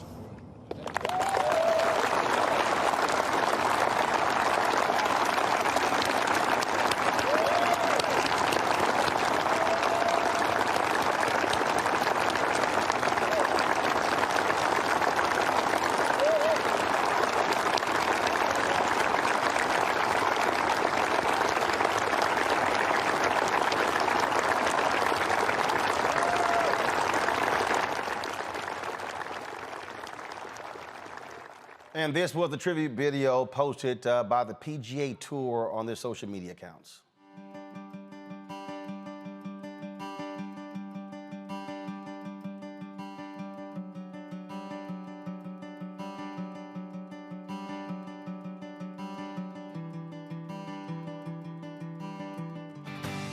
Yes, in the middle. Lee Elder to stand on that first tee is a wonderful recognition, but let me tell you what actually transpired. Jaime Diaz approached me and said, look, why don't you phone Augusta and see if they would consider this? The chairman of Augusta thought it was a very good idea, and I thank the Augusta National for doing the right thing. And I'm so pleased for Lee just to be on the first tee and create some new history for Augusta. Lee was the first black player to play at Augusta. I think it was really nice of Augusta to turn around and honor him and have him be part of what we're doing.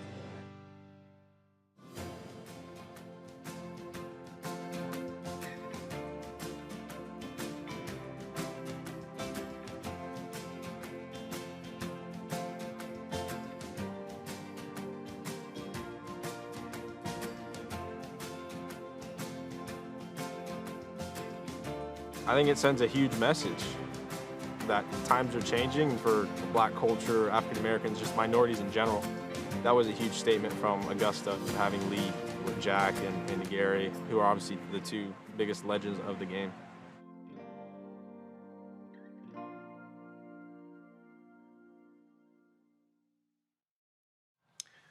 Joining me now is Jeff Champ, family friend and father of professional golfer Cameron Champ, who you saw in that video there. Renee Powell, the LPGA, PGA head golf professional at Clearview Golf Club from Canton, Ohio, as well as a journalist and fellow golfer Roy Johnson. Glad to have all 3 of you here. Renee, you get honors to share your thoughts about Lee Elder. Well, you know, I had known Lee for a long time. We first met when I was actually a teenager. Played a practice round with him in a golf tournament in Miami. We had the same year won the UGA National, and then actually went on the tours the same year back in 1967. He on the PGA Tour and me on the LPGA Tour.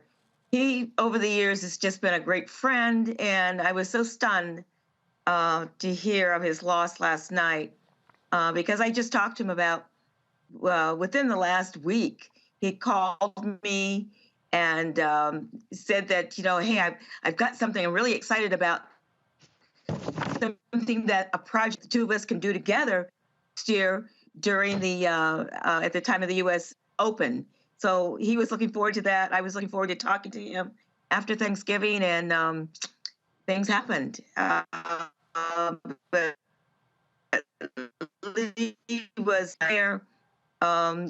His attitude was always the same. He was a gracious person, and I know I was so happy to be able to be sitting on the first tee in Augusta this year when he had the honor of being one of the starters. It was something he looked forward to for a long time, and it's really sad when you lose a good friend. Jeff Champ, I had the honor of leading the Q&A between your son Cameron Champ and Lee Elder last year, March of last year, at the MAC Invitational. Lee couldn't attend in person due to COVID, also because of health reasons. We knew he had been battling some serious issues, but you often talked with him, and he often shared insights with your son Cameron, who's now on the PGA Tour. Yes, you know what? I got to meet Lee, and I got to meet him at the Masters actually. But in 2020, we invited Lee to come out to the MAC Champ Invitational to be the guest speaker, and COVID happened, and in 2021 he was actually the guest speaker because you were the MC there. But just to meet somebody like that, our family never had the opportunity to meet Charlie Sifford, Pete Brown, Calvin Pete, Ted Rhodes. And my dad passed, and I said, we have to find a way to meet Lee. And it's amazing how I just did some more homework on Lee, and Lee actually went to Manual Arts, a high school in Los Angeles where a bunch of champs went at Martin Luther King in Vermont. So he's a great man. I got to spend this summertime with him. Was at his birthday back in July. And, God bless him. And I just want to say thank you so much for paving the way to give my dad a chance to play this game. And now my son's playing this amazing game. Lee was, of course, native of Dallas, Texas. We had a great time with the Q&A, and I literally got back yesterday from New Orleans, and I was actually looking for that video. So Jeff, y'all might have to send it to me again because I wanted to re-air it. It was a great conversation, him regaling us with stories of being on the PGA Tour. Roy Johnson, you're a fellow golfer. You spent many years at Sports Illustrated, of course, talking to many athletes, and Lee Elder certainly was a groundbreaker. Roland, on days like this, it is easy to think about the unique and sort of twisted, complicated history that African Americans have had with the sport of golf. Of course, every sport refused to allow us to play for a certain period of time. But with golf, it was a little different. Certainly, they had a Caucasian-only clause on the PGA Tour up until 1961. But at the same time, they allowed us to caddy. They only allowed us to carry bags. So it was different than baseball and football, where we really weren't on the field at all. It was a tease. Golf teased us by allowing us on the field, but not allowing us to play.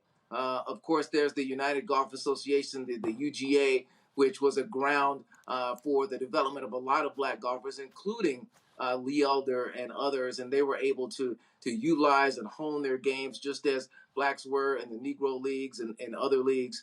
And so it's important for us to recognize that in this particular sport, not only were we excluded, but we were treated in a way that was really second class. And so to honor someone who was groundbreaking, who was a pioneer, who endured things similar to Jackie Robinson, similar to Hank Aaron, the hate mail, when he won his first tournament and qualified for the Masters, the leader of that tournament had to run onto the green and put his arms around him and lead him off and take him in protective care to the clubhouse for the interviews because there had been so many death threats. There were death threats in Augusta at the Masters where he had to rent 2 separate homes and move back and forth between them in order to try to elude folks who might want to do him harm.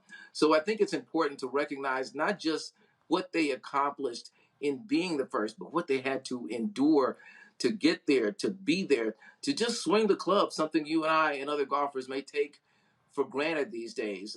It was a great honor. I never was able to meet him, but I did meet Charlie Sifford and, of course, Tiger Woods. And at one point, you may remember this, Roland, I was the golf editor of Sports Illustrated. So think of that, to come from Tulsa, Oklahoma, to someday be the golf editor of Sports Illustrated at a time when golf was still having a very complicated relationship with African Americans.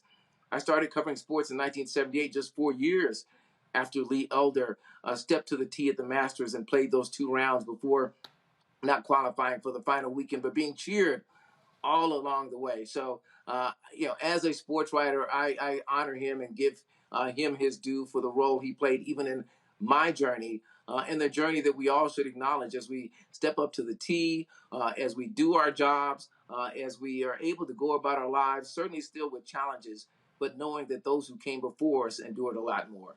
I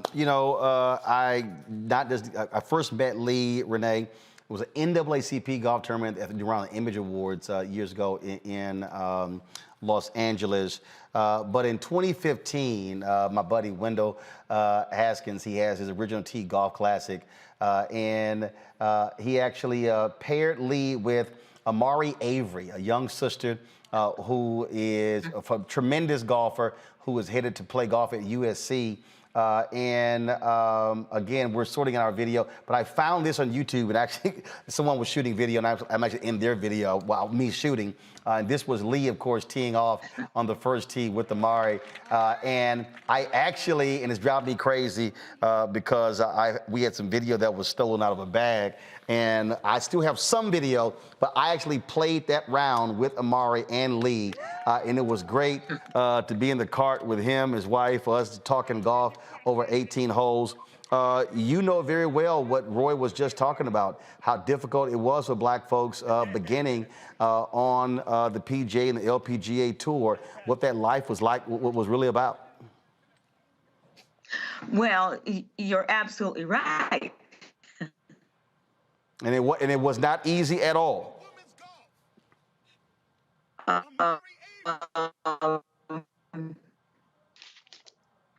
It was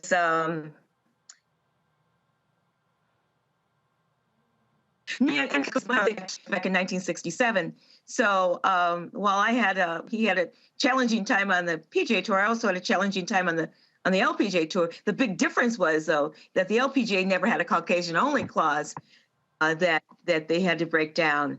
But just being out there and at least during the I know in the 70s there were few more. I think Renee, hold tight 1 second because we're losing your signal. 1 second, Renee, we're losing your signal. We're going to get your signal straight because it's breaking up there. So y'all let me know when we have Renee fully back. Jeff, I want to go to you. How important was it to have a Lee Elder share words of encouragement with Cameron and other black golfers, and for them to be able to talk to him and know him and his history? It was so powerful, just to see all the brown and black kids, in a room together, and to hear what Lee went through, and Lee's a character, and all the perseverance and everything that he went through, it's always going to help these young golfers. And one of the things, including Cameron, we were always the only blacks at a golf tournament. And so to hear it from Lee, and then to hear it also from us, and telling these kids, and to have that many kids at one golf tournament, 108 brown and black kids, it was just amazing, And Lee told me he was coming back again this year. He's coming back, and so God bless him. And again, I want to give my condolences to Sharon and the entire family. Do we have Renee's signal fixed? All right, Renee, go ahead. Can you hear me? Yes, we can. Go ahead. Okay. What I was saying is that, you know, we all had challenges back in those days, and certainly Lee met those challenges, and to be able to watch him come through it all, to be able to watch him at Augusta this year was absolutely wonderful. Roy, when we think about Charlie Silford, I got a chance to meet him when he was celebrated here with the Medal of Freedom here in D.C. And we think about Teddy Rhodes, when you think about James Black, you think about, all those cats. I remember talking to James and meeting Calvin Pete and them talking about what it was like to be on tour, and they had to travel with their pots and pans and cooking for each other because they couldn't go into restaurants. Feces being placed in golf holes, so they reach down and grab their ball, having to deal with that. And just all of the indignities just to be able to play a game. And so when I love when people talk about the greats of golf, or the greats in any sport, and I always say, frankly, anything up until the mid-'70s should have an asterisk next to it, because the black athlete did not have the same opportunity. And so when you hear these greats, the reality, we talk about who won X number of majors and X number of tournaments. Well, the black folks had the freedom to be fully free Americans and play in the NCAA and play college football and basketball and golf and these sports. You may very well be talking about a Charlie Silford or Teddy Rhodes or Pete Brown or a Lee Elder with multiple major winners and far more wins if they did not have to deal with the reality of being black playing. Oh, there's no question, Roland, that every sport should have an asterisk to it for anything that transpired before the 1960s, because of that, what you just absolutely said, because it was not a level playing field. It wasn't even a field that we were allowed to participate.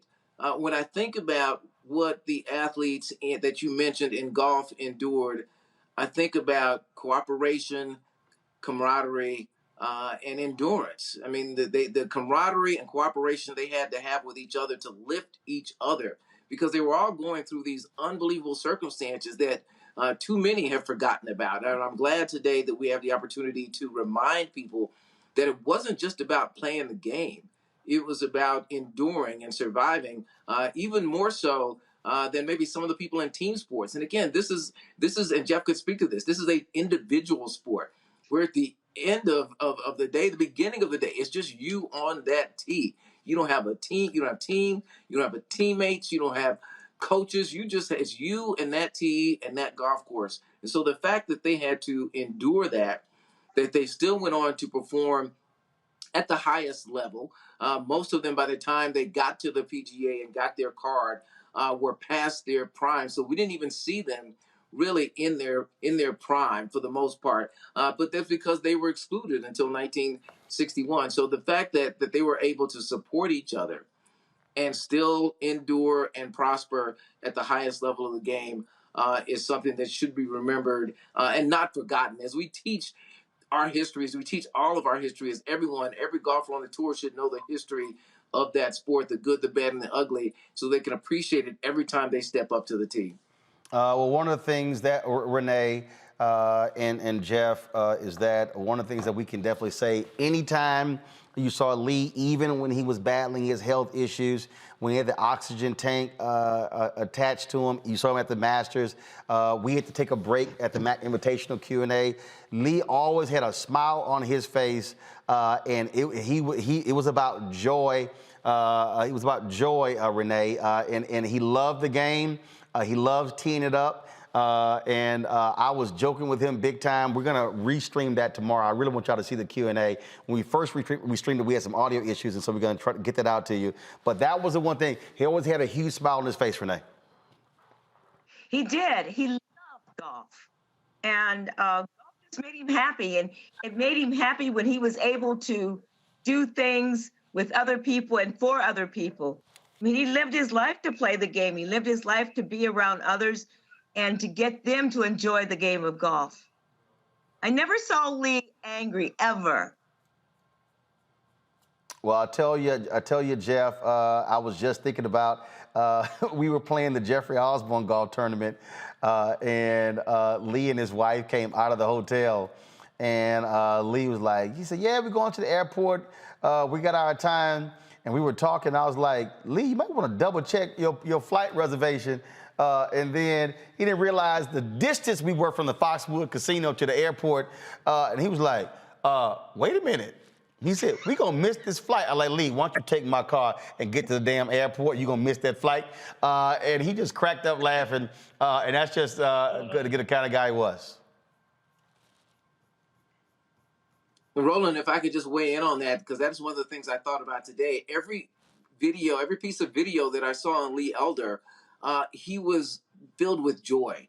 And knowing what he endured, and yet seemingly able to release the bitterness that it's easy to retain, to forget about and put a shield up, separating him from all he endured and not embracing that. Correct me if I'm wrong, Renee. You said that he was filled with joy and enjoyed the game of golf. But man, every time we saw him and every story you hear about him, he didn't hold on to what happened to him. And some athletes do. So it pains some, it breaks some, and some it even kills. But it seems that he was somehow able to separate himself and his heart from that which he saw, that which he experienced, the negatives that he endured. And man, that's a real gift. It is. And Lee didn't have any. I mean, he always saw the bright side of things and wanted others to also see that and feel that. Well, look, we certainly appreciate everyone sharing their stories. Jeff, thanks a bunch as well. Give my best to Cameron and as he competes on the PGA Tour, continue the tradition of black excellence on the PGA Tour, and we look forward to sharing that Q&A. Y'all are going to really enjoy it. Lee had us cracking up. Telling the stories, especially one of the good stories, Renee, about how they used to go hustle golfers in certain cities for money, and they got to one place, and let's just say one guy was not happy that he got hustled by Lee and his friends, and they had to book it out of town, or they were gonna get shot by a homeboy. Y'all hear it? It was because Lee told me the story when we were playing. I was like, "Lee, you got to retell that story to all the young golfers who were here, who don't have to hustle like he and Lee Trevino did." But it was a great story, and I look forward to sharing it with our folks. Roy Johnson, Renee Powell, Jeff Champ. I certainly appreciate you. Thanks a lot. Thank you. Okay, thanks, Roland. Thank you, guys. Thank you. All right, folks. I'm going to go to a quick break. We come back. A little more of the sights and sounds of the Bayou Classic this weekend, the 40th annual Bayou Classic between Southern University and Grambling State. That's next on Roland Martin Unfiltered.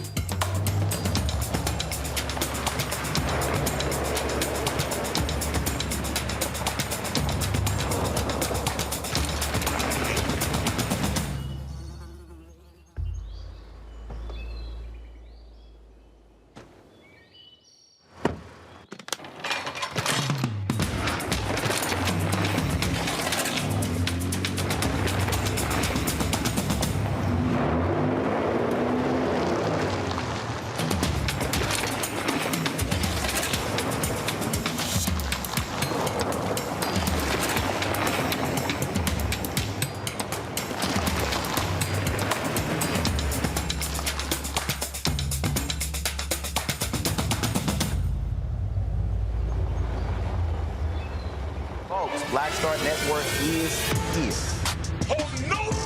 I'm real revolutionary right now. Support this man, Black media. He makes sure that our stories are told. Thank you for being the voice of Black America, Roland. Stay black. I love y'all. All momentum we have now, we have to keep this going. The video looks phenomenal. See, this difference between Black Star Network and black-owned media and something like CNN. You can't be black-owned media and be scared. It's time to be smart. Bring your eyeballs home. You dig?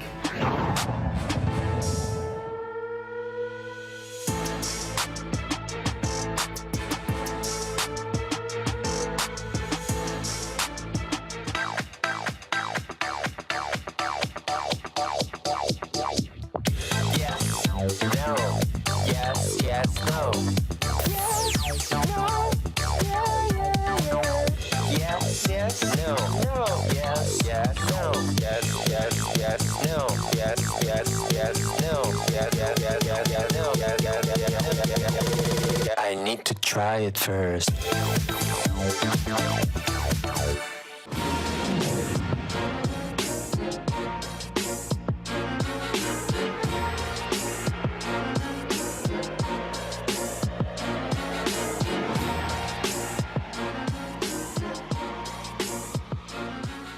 All right, folks, you see me rocking the selling shirt. They gave me the gear. The president said, make sure he gets this. And so I'm wearing their hoodie on the show today. It was a thrilling weekend as Grambling beat Southern last-second field goal to capture the 48th annual Bayou Classic. Cameras were there partnering with Coca-Cola. We were there at the coaches' luncheon. We were there, of course, for the show before the Battle of the Bands and the Step Show. Then, of course, the parade on Saturday. Then, of course, we had on Saturday, we were broadcasting live from Champion Square. Then, of course, we also live streamed the halftime show, the full halftime show. And so here's just some of the stuff that we shot Saturday night as well, including as I shot that moment from the field when Grambling kicked that field goal and the crowd went crazy. Y'all check this out. Hey, folks, I'm Roland Martin with the Black Star Network. Welcome to the 48th annual Bayou Classic halftime show, presented by Coca-Cola, featuring the Southern University Human Jukebox and the Grambling Tigers Marching Band. Let's bring the fun!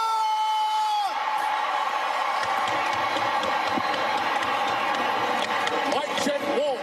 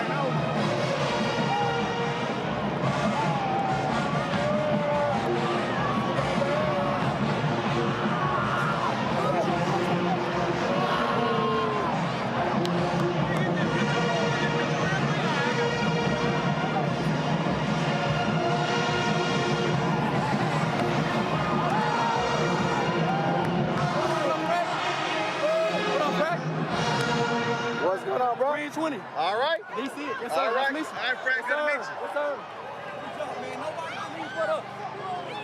Ain't nobody believes but us.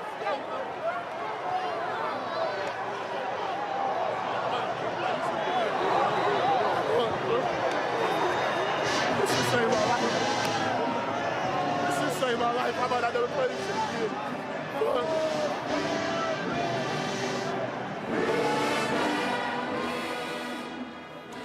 Quite an emotional moment there for a lot of the Grambling players. When you see the people who are crying, look, there was seniors. Same thing happened on the side of on the southern sideline. And so last game for many of those folks, last time they ever played football, last time they ever cheer, last time they ever play in the band, last time they ever be a dancer or a drum or, you know, carrying the flags. And so a great weekend on both sides, and we certainly appreciate Coca-Cola for partnering with us to bring you the 40th annual Bayou Classic. Next month, we will be in Atlanta for the Celebration Bowl, pitting the winner of the SWAC Conference as well as the MEAC Conference. Looking forward to that. We'll be there December 14th through the 19th, bringing you all the festivities from the Celebration Bowl sponsored by Coca-Cola. And so we're looking forward to that. And so thank you so very much. All right, folks, that's it for us. We will see you guys tomorrow right here on Roland Martin Unfiltered. Don't forget to download the Black Star Network app. That's how we were able to do everything. If you missed of our coverage, just simply go to the app. You can see all of the events that we actually stream. Download to your Apple iPhone, Android, Apple TV, Android TV, Roku, Amazon Fire TV, Xbox, and Smart TV. And of course, support our Bring the Funk fan club.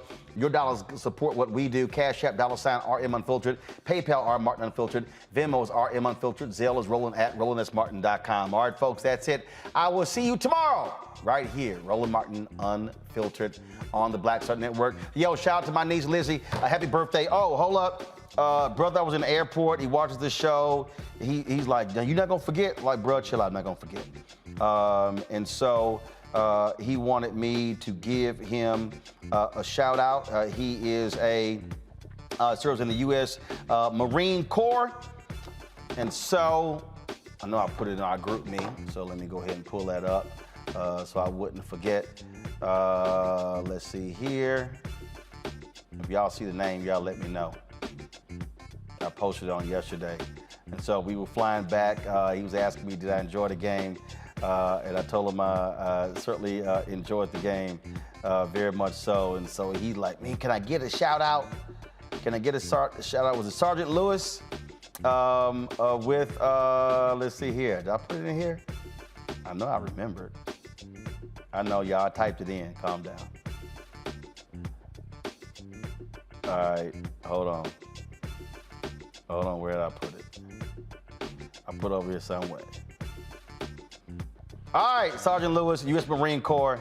I told you I was gonna give you a shout out. All right, you got your shout out. All right. Told me I was gonna do it. All right, y'all, that's it. I'll see y'all right here, Roland Martin Unfiltered. Holla!